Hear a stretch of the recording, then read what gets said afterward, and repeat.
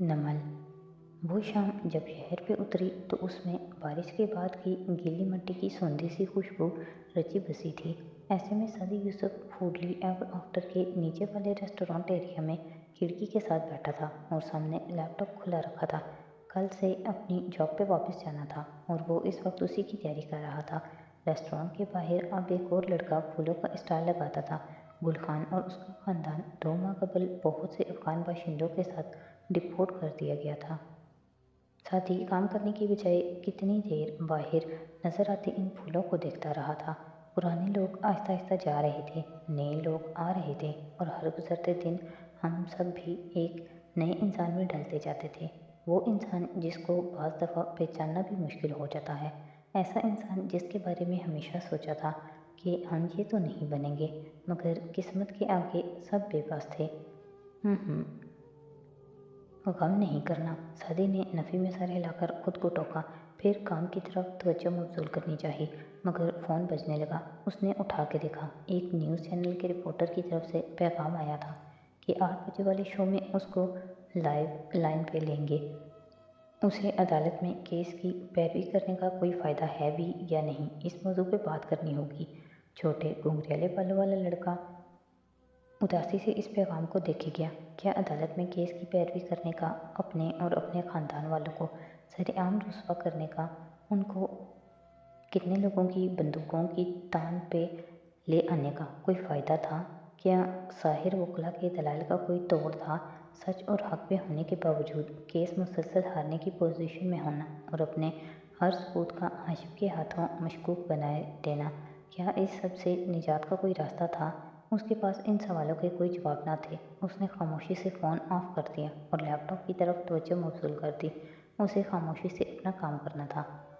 Doctor اسماعیل حسن اپنے گھر میں بنی چھوٹی سی لائبریری میں اس وقت بیٹھے تھے۔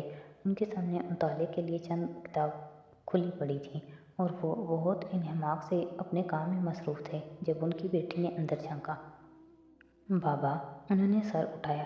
وہ سفید داڑھی اور سفید صاف ستھری شلوار پہنے شفیق اور مہربان چہرے والے انسان لگتے تھے۔ بیٹی کو دیکھ کر مسکرائے۔ جی بیٹا، میرا ایک پرانا کلاس فیلو آپ سے ملنا چاہتا ہے۔ وہ قدرے متذبذب تھی، لیکن میں چاہتی ہوں کہ آپ اس کو جج نہ کریں۔ وہ آج کل پوری دنیا میں اتنا تماشا بنا ہوا ہے کہ بہت مشکل سے میں نے اس کو راضی کیا کہ وہ آپ سے بات کر لے۔ وہ ان کو سمجھا رہی تھی۔ ٹھیک 10 منٹ بعد وہ نوجوان اندر داخل ہوا تھا۔ ڈاکٹر اسماعیل نے اسے ایسے دیکھا جیسے ہر نئے ملنے والے کو دیکھتے تھے۔ مسکرا کر اٹھے اور اسے خوش آمدید کہا۔ وہ متذبذب لگتا تھا۔ لباس اچھا تھا اور بال اوپر اسپائکس کی صورت اٹھا رکھے تھے۔ آنکھوں تلے گہرے حلقے تھے، کلائی میں چند بینڈز پہن رکھے تھے۔ وہ اسی طرز بضبط سے ان کے سامنے بیٹھا تو انہوں نے پوچھا، کیا نام ہے آپ کا؟ نوشیروان کردار، اس نے جھجک کر بتایا۔ ٹی وی پہ ذکر تو سنا ہوگا آپ نے میرا؟ ذرا تلخی سے بولا۔ نہیں، میں نے واقعی آپ کا ذکر نہیں سنا۔ نوشیروان، آپ کو کیا بات پریشان کر رہی ہے؟ آپ مجھے بتائیں، شاید میں کوئی مدد کر سکوں۔ اس نوجوان نے کان کھجایا، پھر اسی طرح بولا، میں نے ایک گناہ کیا ہے۔ اگر گناہ راز ہے تو اسے راز رہنے دیں۔ انہوں نے اسے روکا، مگر وہ چہرہ اٹھا کر تلخی سے بولا، بچے کو پتہ ہے، میں نے اپنے دوست کو 3 گولیاں ماری تھیں۔ پھر میرے بھائی نے اسے اغوا کیا اور اس سے پہلے میرے بھائی نے… آپ مجھے وہ بتائیں جو آپ نے کیا ہے۔ بھائی کو چھوڑیں۔ وہ ٹھہر کر پھر نظریں ان پہ جمائے ذرا مدھم آواز میں بولا، میں نے اپنے دوست کو 3 گولیاں ماری تھیں۔ وہ مر گیا؟ نہیں، بچ گیا۔ آپ کیا چاہتے تھے کہ وہ مر جائے؟ پتہ نہیں، میں اسے… پتہ ہوتا ہے سب انسان کو۔ آپ کیا چاہتے تھے؟ میں اسے اذیت دینا چاہتا تھا، شاید معذور کرنا چاہتا تھا، مارنا بھی چاہتا تھا، میں سب کچھ چاہتا تھا۔ اب وہ کیسا ہے؟ انہوں نے دھیمے انداز میں پوچھا تھا۔ وہ میرے ساتھ مقدمہ لڑ رہا ہے۔ آپ نے اعتراف جرم کیا؟ نہیں کر سکتا، قانون کی محبوب اولاد ہوں، خاموش رہنے کا حق ہے مجھے۔ اب آپ کیا چاہتے ہیں؟ میں اس سب سے نکلنا چاہتا ہوں۔ اس کی آواز میں قرب در آیا۔ میں نادم ہوں، شرمندہ ہوں، دکھ میں ہوں۔ میں چاہتا ہوں وہ مجھے معاف کر دے۔ ایسے جرائم میں تو توبہ پکڑے جانے سے پہلے ہوتی ہے، پکڑے جانے کے بعد معافی ہوتی ہے، اور چونکہ مقدمہ چل رہا ہے تو فیصلہ آنے کے بعد یا تو آپ کو اپنی سزا بھگتنی ہوگی یا آپ کو اس سے معافی مانگنی ہوگی۔ میں سزا نہیں بھگت سکوں گا۔ معافی مانگ سکتے ہو؟ مجھے نفرت ہے اس سے۔ محبت کرنے کو کون کہہ رہا ہے؟ کسی کو معاف کرنے کا مطلب یہ نہیں ہے کہ اس کو گلے سے لگایا جائے، اس کو دوست بنا لیا جائے۔ صرف ایک عہد کرنا ہوتا ہے کہ جو اذیت اس نے مجھے دی وہ میں نے اس کو نہیں دینی، اور اگر دوبارہ اس پہ ظلم کرنے کا موقع آئے تو اب میں نے وہ نہیں کرنا جو پہلے کیا تھا۔ کیا وہ مجھے معاف کر دے گا؟ اس کی آنکھیں گیلی ہوئیں۔ وہ اس وقت شدید بے بس نظر آ رہا تھا۔ میں نے اس کی زندگی تباہ کر دی۔ اگر آپ اللہ سے معافی مانگیں تو اللہ لوگوں کے دلوں میں بھی آپ کے لیے رحم ڈال دیتا ہے۔ آپ کے اندر ایک اچھا انسان ہے اور آپ کو اسے باہر نکالنا ہے۔ سوری مگر یہ پیپ ٹاک مجھے نہ دیں۔ میرے اندر کوئی اچھا انسان نہیں ہے۔ میں نے اپنی جان بچانے والے دوست کو گولی ماری۔ اپنے بھائی کی بیوی پہ نظر رکھتا تھا میں۔ وہ زہر خندہ سا گویا ہوا، آنکھیں اب تک گیلی تھیں۔ نوشیروان، یہاں ہر کوئی گنہگار ہے۔ گناہ کرنا، پھر توبہ کرنا، پھر گناہ کرنا، پھر توبہ کرنا، پھر گناہ کرنا، پھر توبہ کرنا، یہ مومنین کے اخلاق میں سے ہے۔ اچھے لوگ وہ ہوتے ہیں جو گناہوں کے بعد توبہ کرتے ہیں، اور برے وہ ہوتے ہیں جو گناہوں کے بعد توبہ نہیں کرتے۔ یعنی دونوں برابر گناہ کرتے ہیں۔ تو پھر اچھے لوگ جنت وغیرہ میں کیسے جائیں گے؟ جنت میں ہمیں ہمارے اعمال نہیں، اللہ کی رحمت لے جائے گی۔ اللہ پہ توکل لے کے جائے گا۔ توکل ہوتا ہے اللہ سے اچھی امید باندھنا۔ اگر آپ کے گناہ بڑے ہیں تو آپ کو مایوس نہیں ہونا۔ ہر چیز معاف ہو سکتی ہے اگر آپ معافی مانگیں۔ بڑے گناہوں کے بعد بڑی نیکیاں کریں، بڑے بڑے اچھے کام، یوں آپ کے گناہ دھل جائیں گے۔ اور کیا وہ مجھے معاف کر دے گا؟ اس کی سوئی وہیں اٹکی تھی۔ جب آپ اپنے دوسرے گناہ دھوتے جائیں گے اور اللہ سے معافی مانگیں گے تو اس کا دل بھی تو اللہ کے ہاتھ میں ہے نا، وہ اسے آپ کی طرف سے پھیر دے گا۔ لیکن اس سب سے پہلے آپ کو اچھے کام کرنے ہوں گے، ایسے اچھے کام جو آپ کے چہرے کی ساری کالک دھو دیں۔ مثلاً کیا؟ میں کیا کر سکتا ہوں؟ وہ الجھ گیا۔ اسے دور دور تک کوئی ایسی نیکی نظر نہ آتی تھی جو اسے اپنے لائق سمجھے۔ وہ جواب میں گہری سانس لے کر اسے سمجھانے لگے تھے۔ انہیں وہ لڑکا بھلا معلوم ہوا تھا اور وہ اس پہ کچھ وقت صرف کرنا چاہتے تھے۔ اس صبح ہاشم اپنے آفس میں بیٹھا، کرسی پہ پیچھے کو ٹیک لگائے۔ وہ چھت کو دیکھتے ہوئے کچھ سوچ رہا تھا۔ فون پہ الیاس فاطمی کے لاتعداد پیغام اور کالز کو وہ مکمل طور پہ نظر انداز کیے ہوئے تھا۔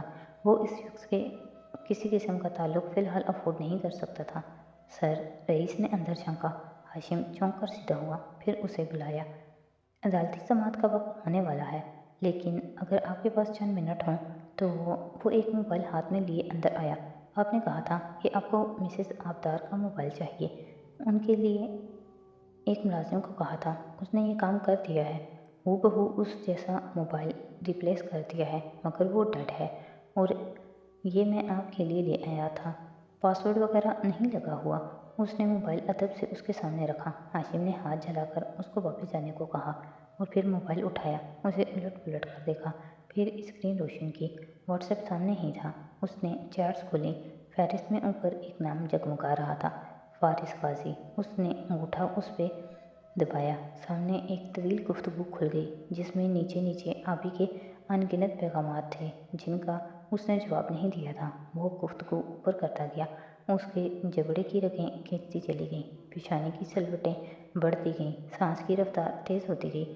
قریباً گھنٹے بھر بعد وہ کمرہ عدالت میں داخل ہوا تو اس کے قدم من بھر کے ہو رہے تھے۔ کسی خواب کسی کیفیت میں وہ ڈب اٹھاتا آگے بڑھ رہا تھا۔ استغاثہ کی کرسیوں پہ اسے ان کا سارا خاندان نظر آ رہا تھا۔ آج ساتھی سمر اور فارس کے ساتھ حنین اور اسامہ کے علاوہ ندرت بھی بیٹھی دکھائی دیتی تھی۔ آبدار بھی ان کے قریب ہی موجود تھی۔ اس نے اپنی طرف کی کرسیوں پہ نگاہ دوڑائی۔ نوشیروان اور جواہرات وہاں خاموش بیٹھے تھے۔ وہ بھاری قدم اٹھاتا اپنی نشست کی طرف بڑھ گیا۔ عدالتی کارروائی شروع ہونے میں چند منٹ رہتے تھے۔ وکلا اپنی فائلوں کو پڑھ رہے تھے۔ کورٹ رپورٹر ٹائپنگ کے لیے تیار ہو رہا تھا۔ صحافی حضرات فون پہ لگے تھے۔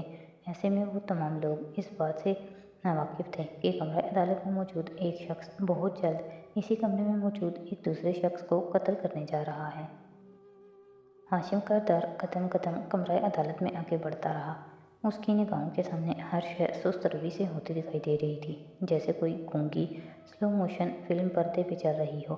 آوازیں بند ہوں، बस लब हिलते दिखाई दे रही हूँ। हाशिम अजनबी गुमसुम निगाहों से सबको देखता अपनी कुर्सी पे बैठा, कमर कुर्सी की पूंछ से लगाई, बाएं घुटने पे दाएं टांग रखी और अभी तक ज़हनी तौर पे शल था, सुन था। उसे महसूस हो रहा था कि जैसे पस मंज़र में कोई उदास गीत गुनगुना रहा है और गीत में एतबार टूटने का कुर्ब था, अरमानों का लहू था।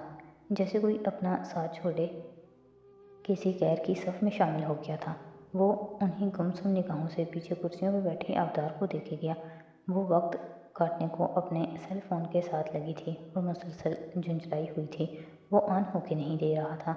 इर्द गिर्द कागज़ खड़कने, सरगोशियों, जज साहब की हथौड़ी, हर शय की आवाज़ें यूँ सुनाई देती थीं कि गोया दूर किसी गहरी खाई से आ रही हों। उसका दिल टूटा था और ऐसे लगता था अभी तक सीने से खून रिस रहा हो। कटहरे में मौजूद मैरी एनजीओ के सामने जुमर खड़ी थी। हाशिम ने बदिक्कत तवज्जो उधर मबजूल करनी चाहिए। यहाँ से उसे स्याह कोट वाली जुमर की पुश्त पे घुंघरैली पोनी दिखाई देती थी, जो उसके बोलते हुए बार बार चेहरा हिलाने के बायस झूल रही थी, या फिर चंद कदम ऊपर खड़ी सपाट चेहरे वाली मैरी एनजीओ दिखाई देती थी। इन दोनों के बीच खला था। हाशिम का दिमाग खिला में अटकने लगा। मैरी एनजीओ, आप कितने साल से जवाहरात कारदार की मुलाजमा हैं? शल होते जहन से उसने जुमर को सपाट अंदाज में पूछते सुना। 12 साल से। आपका ताल्लुक किस मुल्क से है? फिलिपाइन से। क्या आपकी एजेंसी जिसके तवज्जुह से आप कारदार साहब के पास आई थी, आपको किसी दूसरे घर में काम करने की इजाज़त देती है? नहीं, ये कानूनन जुर्म है। एक वक्त में एक ही घर में काम कर सकती हूँ मैं। वो सपाट अंदाज में सवालों का जवाब दे रही थी। मैरी, क्या आप इस नौजवान को पहचानती हैं?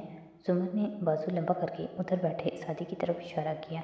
वो आज नीली जीन्स पे सफ़ेद शर्ट पहने हुए था और भूरी आंखों में शदीद चुभन लिए मैरी को देख रहा था। मैरी ने एक सरसरी नज़र उस पर डाली। ये सादी यूसुफ है। चेहरा जुमर की तरफ ले लिया। आपकी सादी यूसुफ से पहली मुलाकात कब हुई? 8 साल पहले। ये कसर आया था और मैंने इसके आगे दरवाज़ा खोला था। उसके बाद आपकी कब कब मुलाकातें हुई थीं इससे?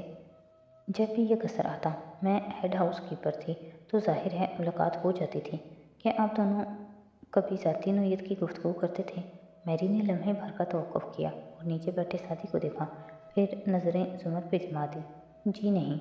यानी आपने अपने बेटे के कैंसर और इलाज के बारे में साथी यूसुफ से कभी गुफ्तगू नहीं की?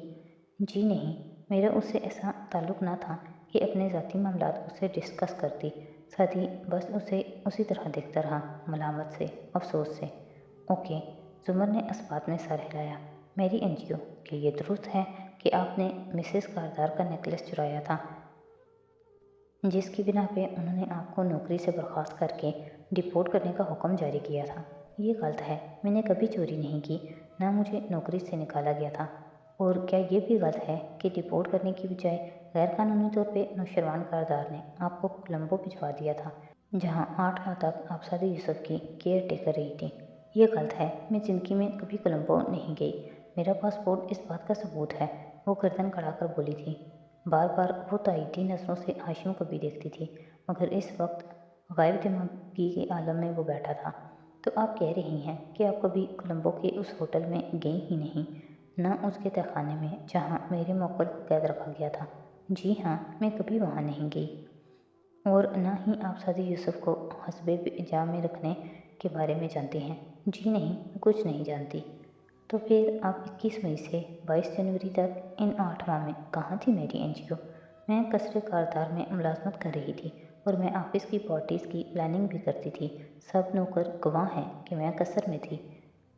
इस दौरानिए में जुमर अपनी मेज़ की तरफ आई और कागजात का एक पलंदा उठाकर ऊपर जज साहब के साथ खड़े आदमी को थमाया, जिसने उसे डेस्क पे ला रखा। ये कसरे कारदार की पिछली 8 माह की इन तमाम पार्टीज़ की तस्वीर की कहानी है, जो मुख्तलिफ फ़ोटोग्राफ़र्स ने कवर की हैं। ये इन फ़ोटोग्राफ़र्स के मेमोरी कार्ड्स का डेटा है और इनमें किसी एक तस्वीर में भी मैरी एनजीओ नज़र नहीं आती, जबकि ये दूसरी फ़ाइल है। उसने इशारा किया। इसमें शादी के अगवा से 1 साल कबल की पार्टीज़ का डेटा है और हर पार्टी में मैरी पस मंज़र में कहीं न कहीं नज़र आ जाती हैं। मैरी एनजीओ, आपके पास क्या सबूत है कि आप इन 8 माह में पाकिस्तान में ही थी? Objection your honour. हाशिम कदरे सुस्त रवि से खड़ा हुआ। قانون کے مطابق برڈن آف پروف استغاثہ کے اوپر ہے، یعنی جو شخص الزام لگاتا ہے اسے ہی ثبوت ڈھونڈ کر لانے ہیں۔ یور آنر، پھر میں کورٹ سے استدعا کروں گی کہ ہاشم کردار کے گھر کے تمام CCTV ریکارڈ کو عدالت میں منگوایا جائے اور ہمیں تاریخوں کے ساتھ دکھایا جائے کہ میری NGO اس وقت گھر میں تھی۔ جج صاحب نے ہاشم کو دیکھا ہی تھا کہ وہ کھنگار کے بولا، یور آنر، فروری میں ہمارے کنٹرول روم میں شارٹ سرکٹ کے باعث آگ لگی تھی۔ گھر کے ملازم اور میرے خاندان والے گواہ ہیں اس بات کے۔ ہمارا DVR جل گیا تھا۔ اسی بات کا استغاثہ فائدہ اٹھا رہی ہیں۔ ریلی ہاشم؟